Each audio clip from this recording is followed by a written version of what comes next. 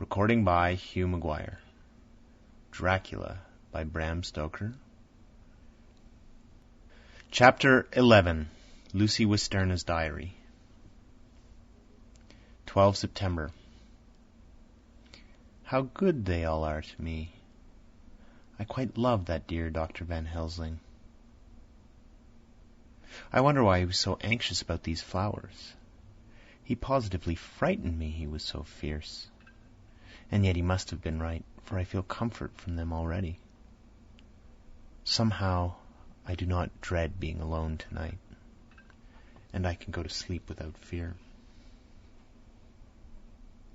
I shall not mind any flapping outside the window. Oh, the terrible struggle that I have had against sleep so often of late, the pain of sleeplessness, or the pain of the fear of sleep, and with such unknown horrors as it has for me.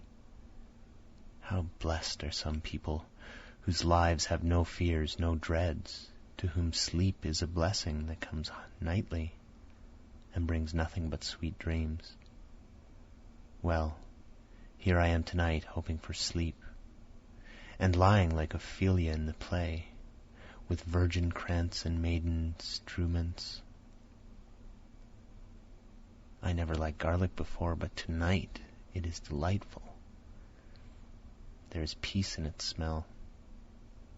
I feel sleep coming already. Good night, everybody. Dr. Seward's Diary, 13 September. Called at the Berkeley and found Van Helsing. As usual, up to time. The carriage ordered from the hotel was waiting.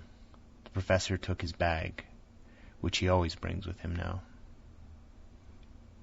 Let all be put down exactly.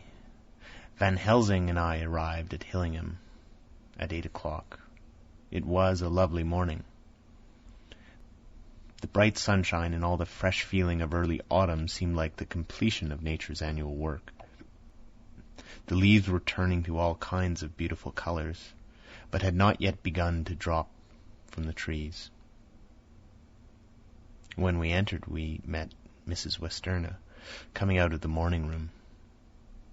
She is always an early riser. She greeted us warmly and said, "You will be glad to know that Lucy is better. The dear child is still asleep." I looked into her room and saw her, but did not go in, lest I should disturb her. The professor smiled and looked quite jubilant. He rubbed his hands together and said, "Aha! I thought I had diagnosed the case. My treatment is working."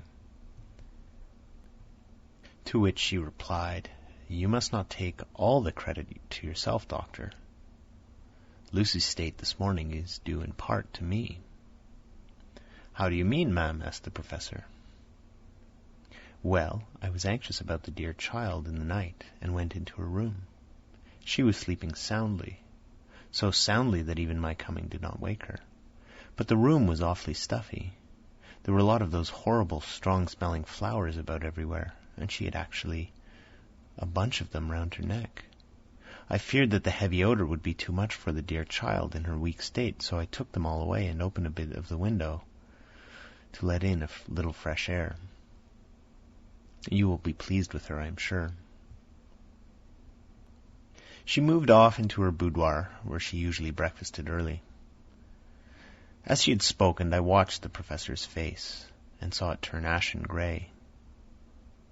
He had been able to retain his self-command whilst the poor lady was present, for he knew her state and how mischievous a shock would be.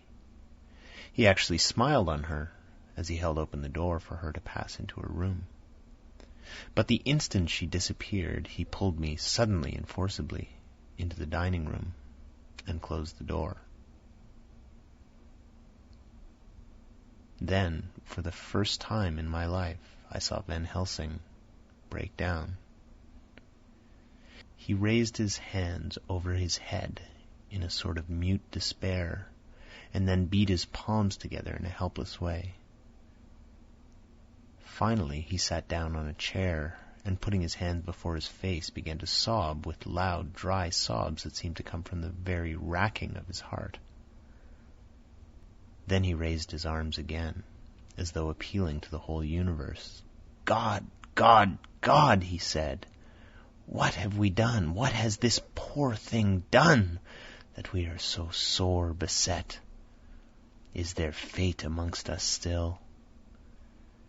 Send down from the pagan world of old, that such things must be in such a way. This poor mother, all unknowing, and all for the best as she think, does such thing as lose her daughter body and soul, and we must not tell her, we must not even warn her, for she die, then both die. Oh, how we are beset! How are all the powers of devils against us?" Suddenly he jumped to his feet. "Come," he said, "come! We must see and act. Devils or no devils, or all the devils at once, it matters not. We must fight him all the same." He went to the hall door for his bag, and together we went up to Lucy's room. Once again I drew the blind, whilst Van Helsing went towards the bed. This time he did not start as he looked on the poor face with the same awful waxen pallor as before. He wore a look of stern sadness and infinite pity. "As I expected," he murmured, with that hissing inspiration of his which meant so much. Without a word he went and locked the door, and then began to set out on a little table the instruments for yet another operation of transfusion of blood. I had long ago recognized the necessity, and begun to take off my coat, but he stopped me with a warning hand. "No," he said. "Today you must operate. I shall provide. You are weakened already." As he spoke, he took off his coat and rolled up his shirt sleeve.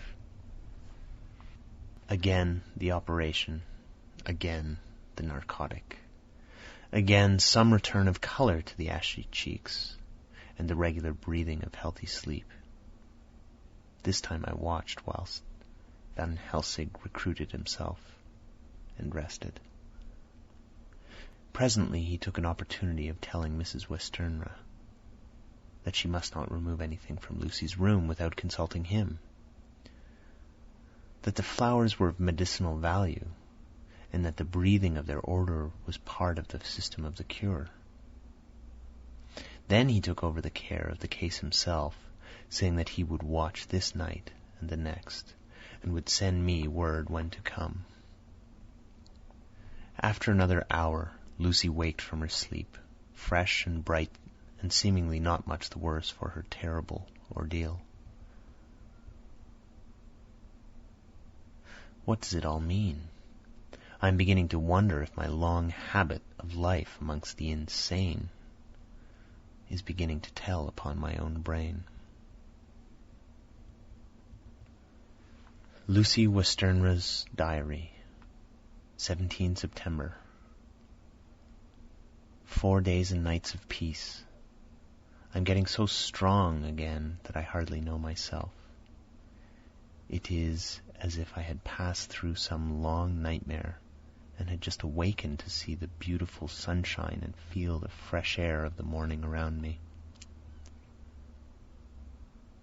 I have a dim half-remembrance of long, anxious times of waiting and fearing, darkness in which there was not even the pain of hope to make the present distress more poignant, and then long spells of oblivion, and the rising back to life as a diver coming up through a great press of water. Since, however, Dr. Van Helsing has been with me, all this bad dreaming seems to have passed away. The noises that used to so frighten me out of my wits, the flapping against the windows, the distant voices which seemed so close to me, the harsh sounds that came from I know not where and commanded me to do I know not what, have all ceased. I go to bed now without any fear of sleep. I do not even try to keep awake. I have grown quite fond of the garlic, and a boxful arrives for me every day from Haarlem. Tonight Van Helsing is going away, and he has to be for a day in Amsterdam. But I need not be watched. I am well enough to be left alone. Thank God for Mother's sake, and dear Arthur's, for all our friends have been so kind. I shall not even feel the change, for last night Dr. Van Helsing slept in his chair a lot of the time. I found him asleep twice when I awoke. But I did not fear to go to sleep again, although the boughs or bats or something flapped almost angrily against the window panes. The Pall Mall Gazette, 18 September. The escaped wolf, perilous adventure of our interviewer. Interview with the keeper in the Zoological Gardens. After many inquiries and almost as many refusals, and perpetually using the words Pall Mall Gazette as a sort of talisman, I managed to find the keeper of the section of the Zoological Gardens in which the wolf department is included. Thomas Builder lives in one of the cottages in the enclosure behind the elephant house, and was just sitting down to his tea when I found him. Thomas and his wife are hospitable folk, elderly, and without children, and if the specimen I enjoyed of their hospitality be of the average kind, their lives must be pretty comfortable. The keeper would not enter on what he called business until the supper was over, and we were all satisfied. Then, when the table was cleared, and he had lit his pipe, he said, "Now, sir, you can go on and ask me what you want. You'll excuse me for refusing to talk of professional subjects afore meals. I gives the wolves and the jackals and the hyenas in all our section their tea afore I begins to arsk 'em questions." "How do you mean, ask them questions?" I queried, wishful to get him into a talkative humor. "Hitting of them over the head with a pole is one way, scratching of their ears is another, when gents as is flush wants a bit of show-orf for their gals. I don't so much mind the fust, the hitting of the pole part afore I chucks in their dinner, but I awaits till they've had their sherry and coffee, so to speak, afore I tries on with the ear scratching. Mind you," he added philosophically, "there's a deal of the same nature in us as in them there animals. Here's you a-comin' and arskin' of me questions about my business, and I that grump-like, that only for your bloomin' £1/4, I'd a-seen you blowed fust before I'd answer. Now even when you arst me sarcastic-like, if I'd like you to arsk the superintendent if you might arsk me questions. Without offence, did I tell you to go to hell?" "You did." "And when you said you'd report me for using obscene language that was hitting me over the head. But the £1/4 made that all right. I weren't a-going to fight, so I waited for the food, and did with my all as the wolves and lions and tigers does. But Lor love your heart, now that the old woman has stuck a chunk of her tea-cake in me and rinsed me out with her bloomin' old teapot, and I've lit a hop, you may scratch my ears for all you're worth, and won't even get a growl out of me. Drive along with your questions. I know what you're a-comin' at. That 'ere escaped wolf." "Exactly. I want you to give me your view of it. Just tell me how it happened, and when I know the facts, I'll get you to say what you consider was the cause of it, and how you think the whole affair will end." "All right, governor. This here's about the old story.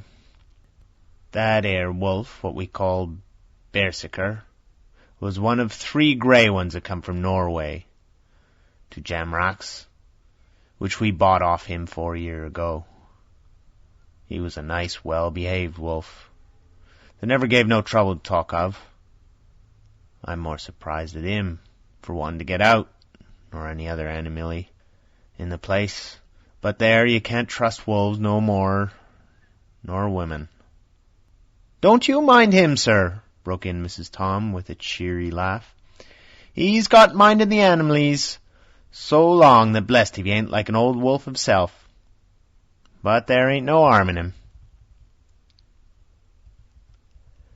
"Well, sir, it was about 2 hours after feeding yesterday when I first heard my disturbance.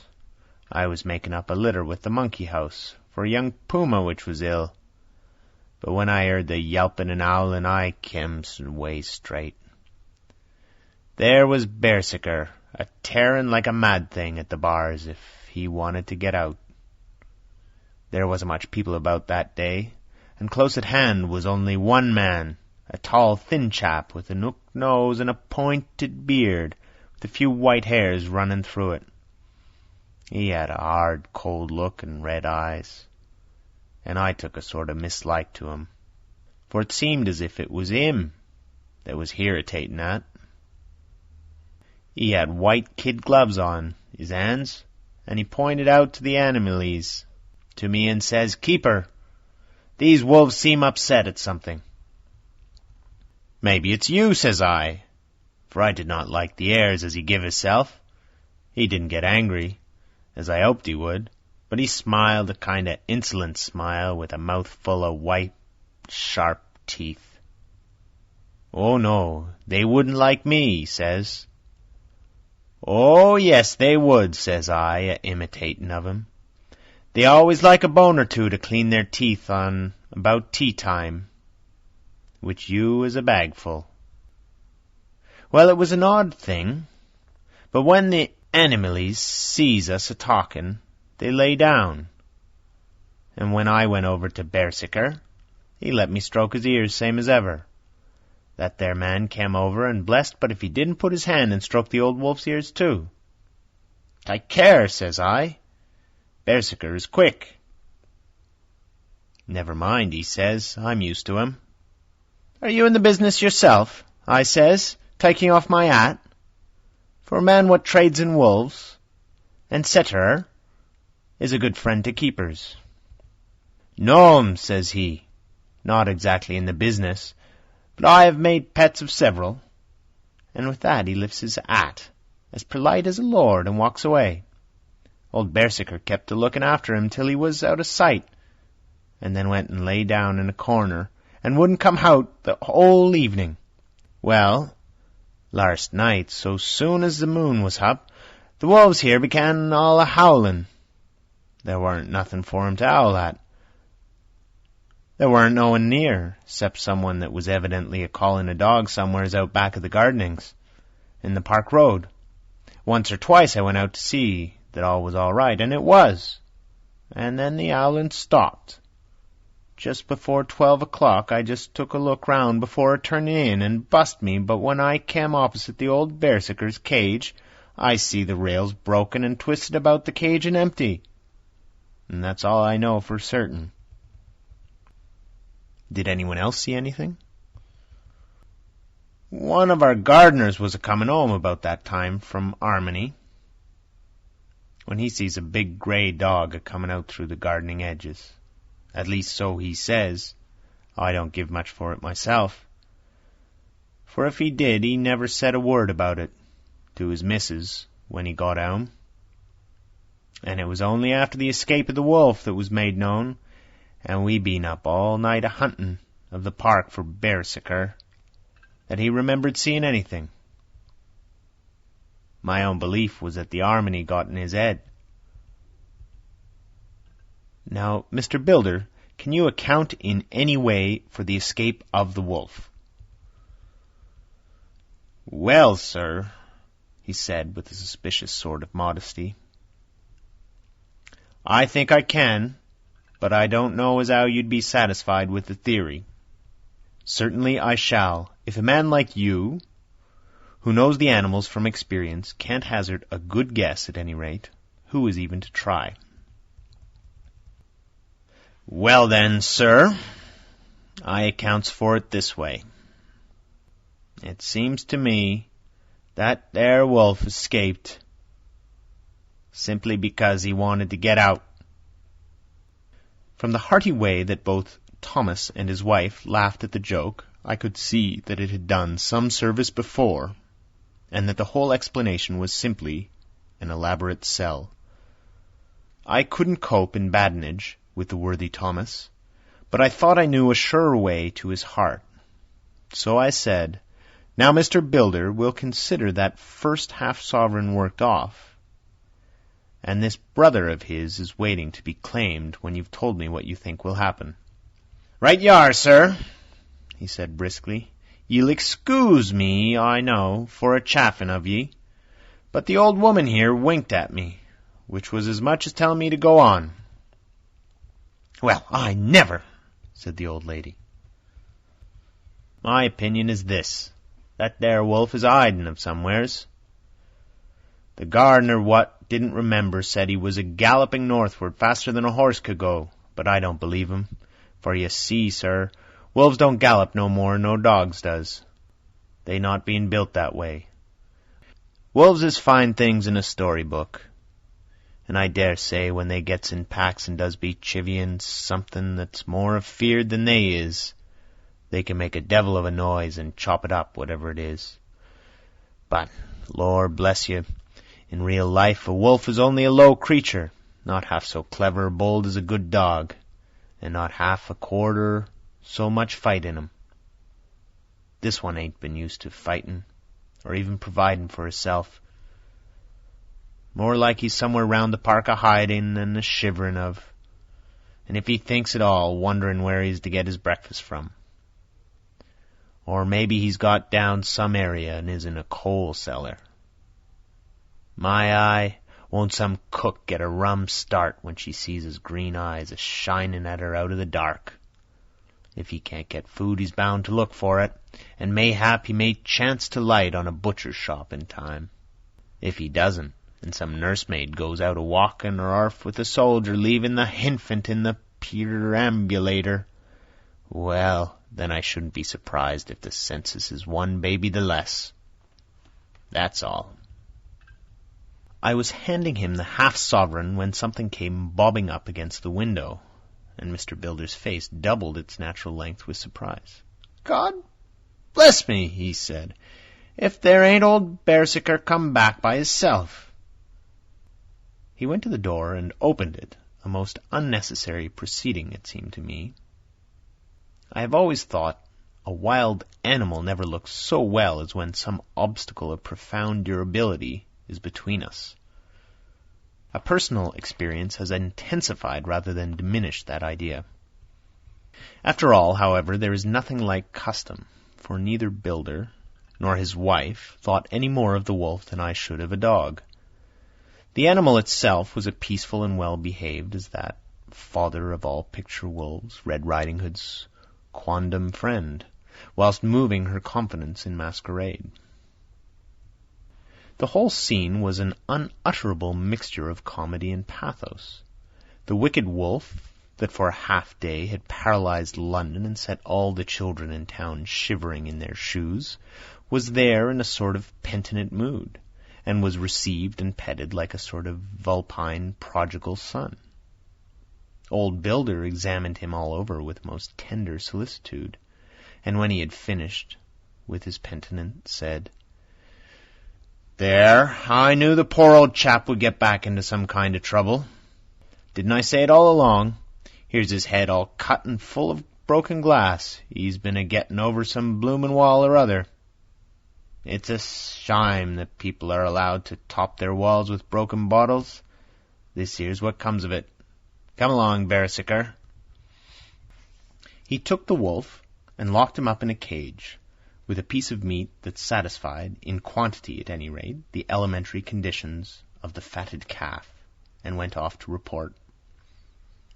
I came off too, to report the only exclusive information that is given today regarding the strange escapade at the zoo. Dr. Seward's Diary, 17 September. I was engaged after dinner in my study, posting up my books, which, through press of other works, and the many visits to Lucy, had fallen sadly into arrear. Suddenly the door was burst open, and in rushed my patient, with his face distorted with passion. I was thunderstruck, for such a thing as a patient getting of his own accord into the superintendent's study is almost unknown. Without an instant's notice he made straight at me. He had a dinner knife in his hand, and as I saw he was dangerous, I tried to keep the table between us. He was too quick and too strong for me, however, for before I could get my balance he had struck at me and cut my left wrist rather severely. Before he could strike again, however, I got in my right hand, and he was sprawling on his back on the floor. My wrist bled freely, and quite a little pool trickled onto the carpet. I saw that my friend was not intent on further effort, and occupied myself binding up my wrist, keeping a wary eye on the prostrate figure all the time. When the attendants rushed in, and we turned our attention to him, his employment positively sickened me.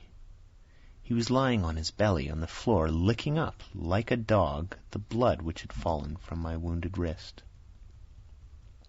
He was easily secured, and to my surprise went with the attendants quite placidly, simply repeating over and over again, "The blood is the life, the blood is the life." I cannot afford to lose blood just at present. I've lost too much of late for my physical good. And then the prolonged strain of Lucy's illness and its horrible phases is telling on me. I am overexcited and weary, and I need rest, rest, rest.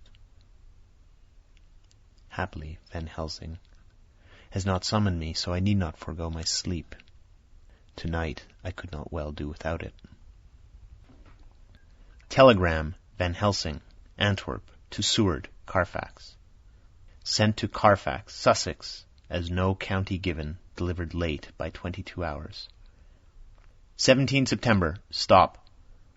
Do not fail to be at Hillingham tonight, stop. If not watching all the time, frequently visit and see that flowers are as placed. Very important, do not fail, stop. Shall be with you as soon as possible after arrival, stop. Dr. Seward's Diary, 18 September.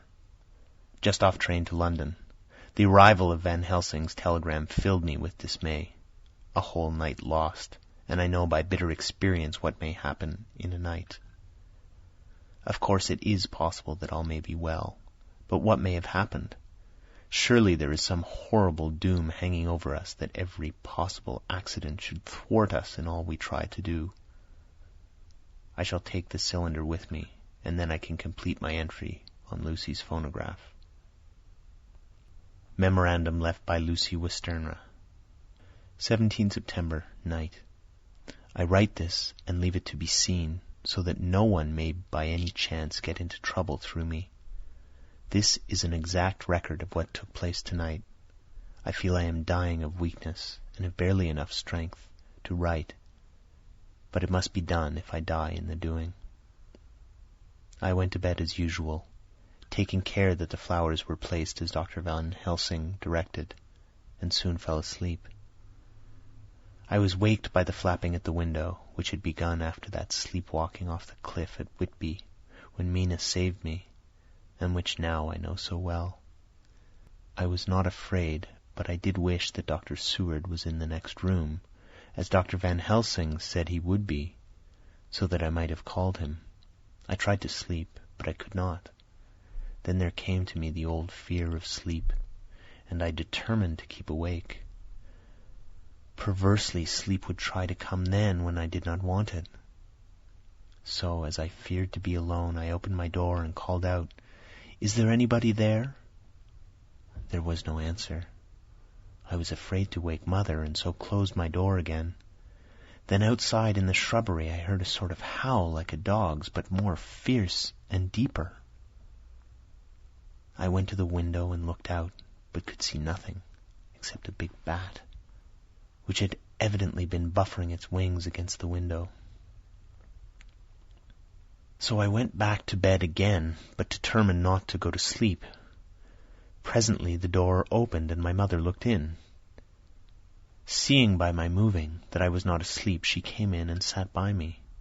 She said to me, even more sweetly and softly than her wont, "I was uneasy about you, darling, and came in to see that you were all right." I feared she might catch cold sitting there, and asked her to come in and sleep with me. So she came into bed and lay down beside me. She did not take off her dressing gown, for she said she would only stay a while and then go back to her own bed. As she lay there in my arms, and I in hers, the flapping and buffeting came to the window again.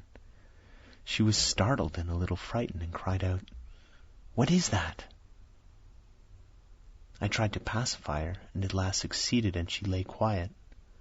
But I could hear her poor heart still beating terribly. After a while there was a howl again out in the shrubbery, and shortly after there was a crash at the window, and a lot of broken glass was hurled on the floor. The window blind blew back with the wind that rushed in, and in the aperture of the broken panes there was the head of a great, gaunt, grey wolf. Mother cried out in a fright and struggled up into a sitting posture, and clutched wildly at anything that would help her. Amongst other things, she clutched the wreath of flowers that Dr. Van Helsing insisted on my wearing around my neck, and tore it away from me. For a second or two she sat up, pointing at the wolf, and there was a strange and horrible gurgling in her throat. Then she fell over as if struck with lightning, and her head hit my forehead and made me dizzy for a moment or two. The room and all around seemed to spin around. I kept my eyes fixed on the window, but the wolf drew his head back, and a whole myriad of little specks seems to come blowing in through the broken window, and wheeling and circling round like the pillar of dust that the travellers describe when there's a simoon in the desert. I tried to stir, but there was some spell upon me, and dear Mother's poor body, which seemed to grow cold already, for her dear heart had ceased to beat, weighed me down, and I remembered no more for a while.